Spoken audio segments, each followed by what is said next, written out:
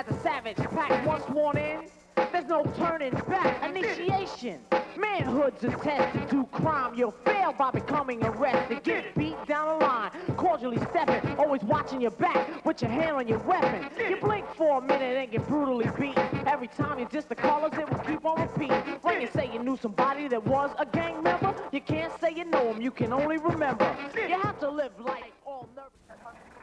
Last year, gangs killed 452 people in Los Angeles County alone. These gangs are spreading out from Los Angeles into communities across the state. 10 years ago, youth gangs were a problem handled by local law enforcement.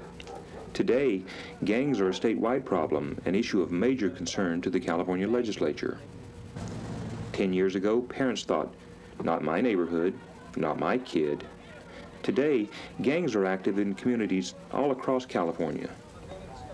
Street gangs are not a new phenomenon in California.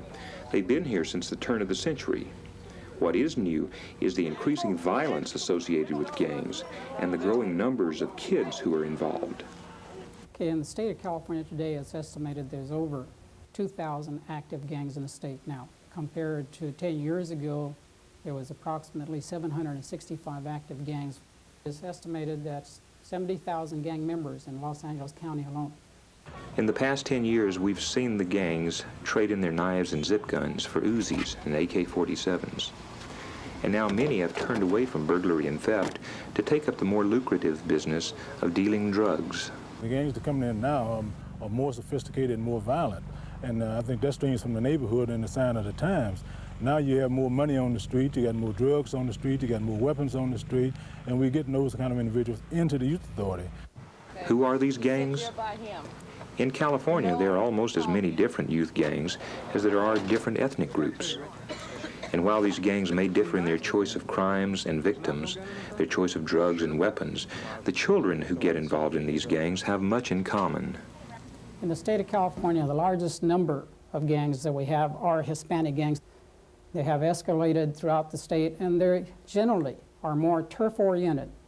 They're involved in more crimes of identity and defending the name of the turf versus crimes against the general public.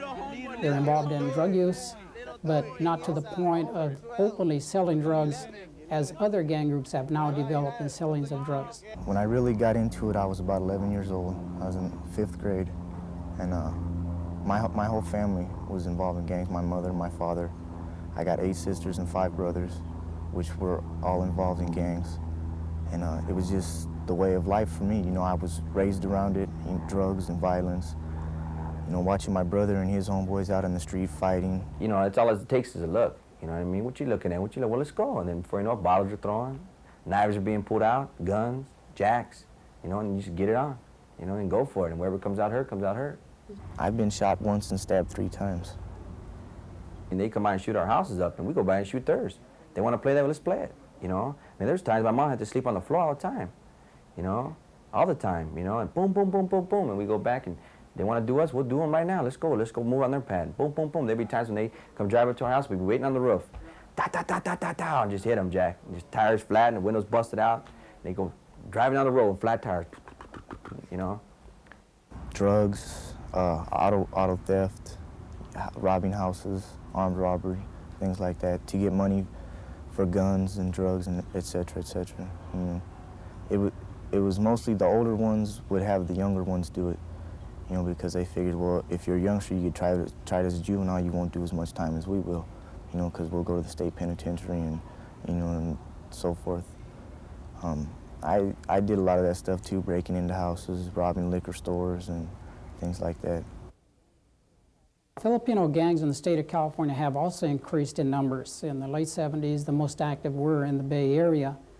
And now we have had an escalation of Filipino gang activity in Los Angeles County and in the Bay Area again.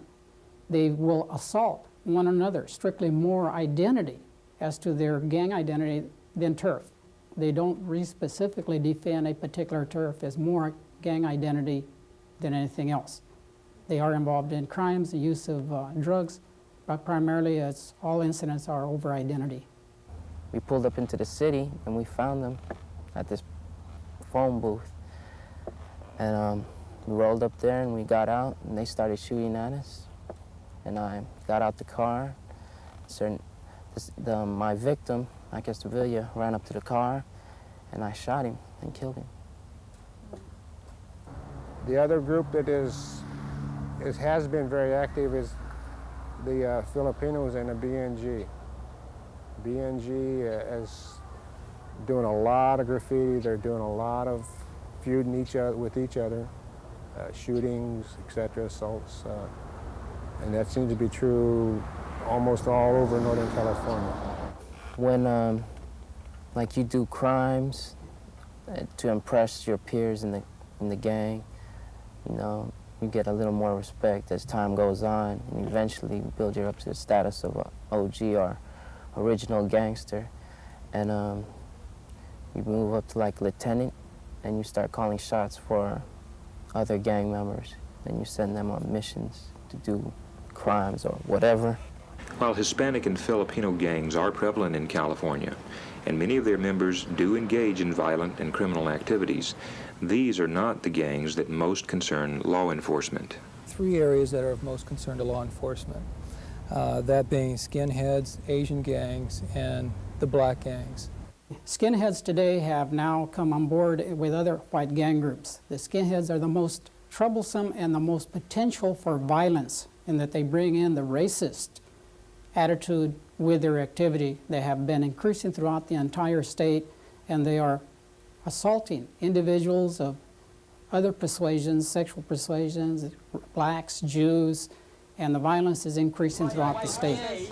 And they are being influenced by adult groups such as the Ku Klux Klan in some areas of the state and other adult groups. We go to a lot of the political rallies and demonstrations, you know, they're pretty regular in San Francisco. And we beat up the people that we felt were subversive, you know. And I've been stabbed about 4 or 5 times. We're anti-Catholic, we're anti-Mexican, we're anti-nigger, we're anti-everything, we're white. The skinheads are unique in that they're a hate group. They have a basic philosophical agenda. They're more prone to violence because of that. They're different in that they're not as concerned about geographical either responsibility or territory. They're more concerned about perpetrating violence on others. And that's a concern. There's been some killings associated with those groups. While the numbers are small, say 300 to 500 in California, the hate side of that is especially a concern. All we really were a bunch of hoodlums, a bunch of lower class hoodlums who were doing crimes, and we didn't have any actual rival gangs. The world was our rival. Asian gang groups are increasing in numbers because we're seeing new gang groups develop evasions in areas where there never was any before. The first Asian gang groups that started developing the activity and criminal activity was in Southern California and in the Bay Area. From there, other Asian communities have now become involved because their young Asians are becoming involved in street gang activity, paralleling the others that we've already talked about, that they are some of them are using graffiti, some of them are developing what is referred to as gang collars, a jacket with the name of the gang on it, or whatever name they pick up on. And so they are becoming, for lack of a better phrase, Americanized. Our biggest problem is with the Vietnamese gangs, and they're pretty secretive about it. They'll talk about other gangs, but they won't admit their gang membership. And they seem to be a little bit more violent. We're having residential robberies, extortions, shootings, you name it, and they've been involved in it. But again, they operate almost like what you might consider a mafia. Like they say, they don't like your gang, you know what I'm saying? They said they don't like your gang, and then you killed them. Yeah. Make me mad. They victimize their own people into extortions, residential armed robberies, burglaries. Probably the most significant crime that we're seeing as far as all the Southeast Asians committing, and that's auto theft. They have a very ingenious group of kids, and they're not stupid kids. They can break into a car within a matter of seconds and get it started and drive off. Black gangs in the state of California have also increased in the last 10 years. The two primary coalitions of gangs, though they are individual gangs of their own, are Crips and Bloods out of Los Angeles County, as depicted here in black. The identity of Crips and Bloods have spread throughout the rest of the state of California.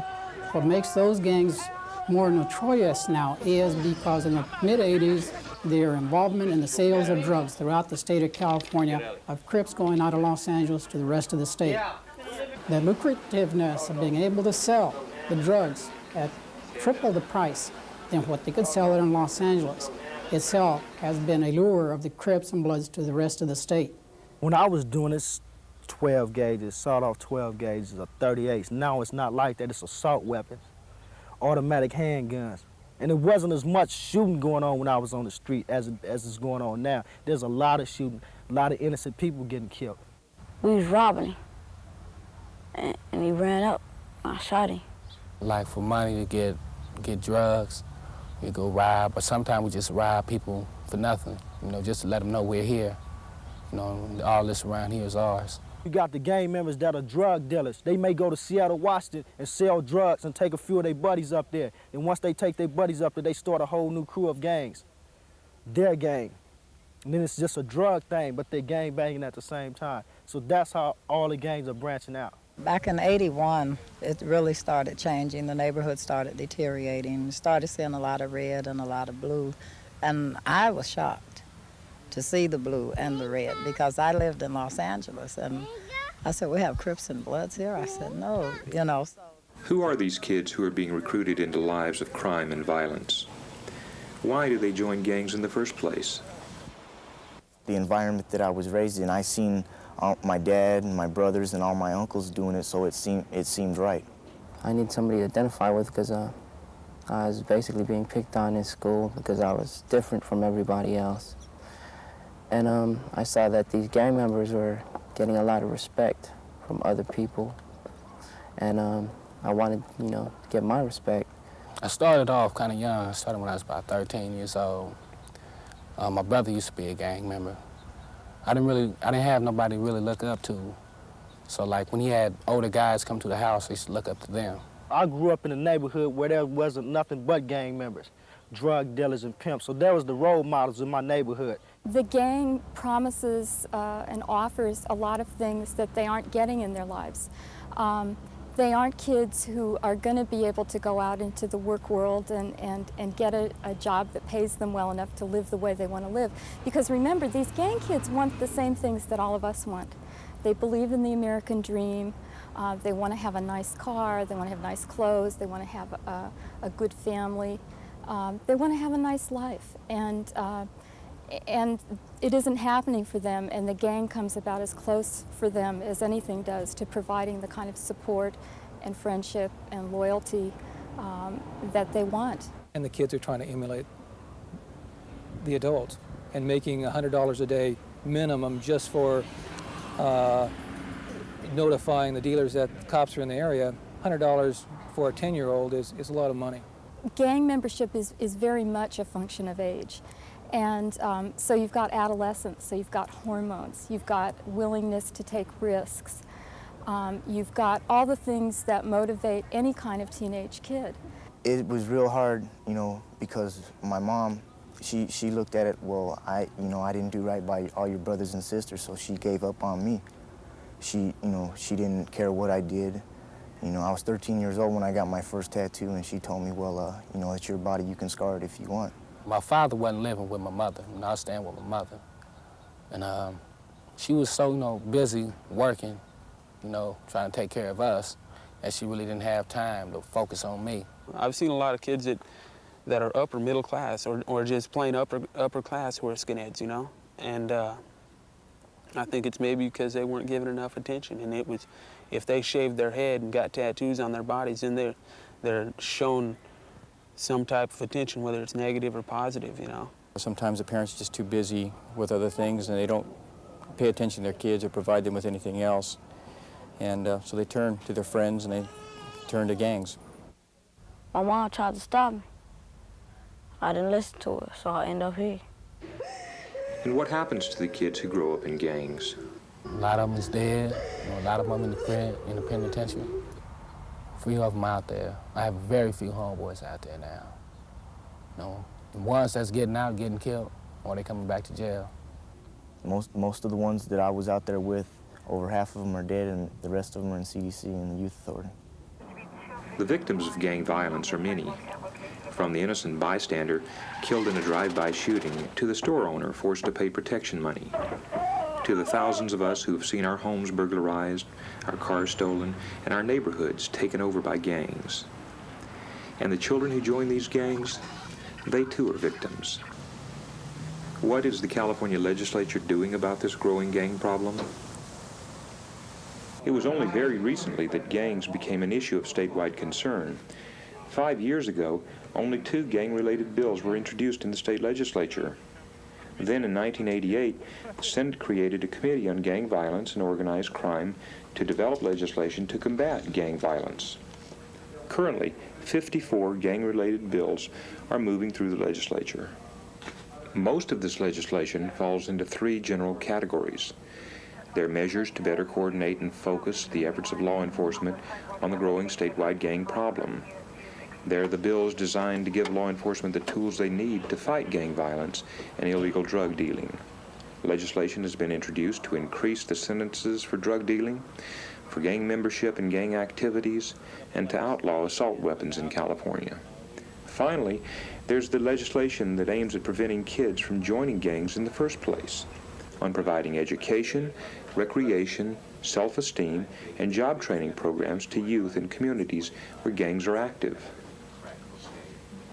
While progress is being made, it's clear that the gang problem can't be solved by legislation alone. Parents, communities, law enforcement all need to work together to put an end to this tragedy. We got to find a way to keep these kids motivated and interested in something besides gang banging and drugs. Know where your kid is. You know, a kid, 5 or 6 kids running around with tennis shoes with red shoelaces or blue shoelaces and gang hats, and they're just going to get in trouble late at night. I think we could do a lot more in the schools. I know there are programs, and I think they're good programs, where law enforcement officers or other gang workers go into the schools and do preventive education with the kids. This takes a multi-agency approach involving law enforcement, because they cannot do it alone, the educational system, and the community. And when I talk about the community, I talk about community agencies, including the parents, to become involved in the prevention aspect before these young people become involved in the violence and or become incarcerated in a correctional system. We have to spend our dollars wisely and go after those organized Godfather groups that are serving as role models and flashing the money and recruiting the younger members, and at the same time going after the youngest members and try to change that. But it's not going to change overnight. We have a situation now that is absolutely out of control. One of the things they're doing in Chicago now, they've taken a lot of the police officers out of the cars and putting them back on the beat. And I think when I was growing up, that was one of the deterrents for us for being involved in gang activity, is that beat cop was walking the street and he knew everybody on sight and by name and knew the parents. And I think if we go back to that type of environment where they get the law enforcement making person-to-person contact with the neighborhood, I think that will suppress a lot of this gang activity. But joining a gang means you want to be buried. It's either that or jail, because there's no other place. And a mind is a terrible thing to waste. Get it! Just to walk on the block, they tell you it costs. Willingly pay or be forced. Once your color is set, you gotta be stern. A bad influence for the young that are eager to learn. The rules of a gang is fighting and killing. Did you ever stop and think that was blood you were spilling? Ducking from the cops most of the time, because you live life devoted to crime. Gangs are mainly based on colors and race.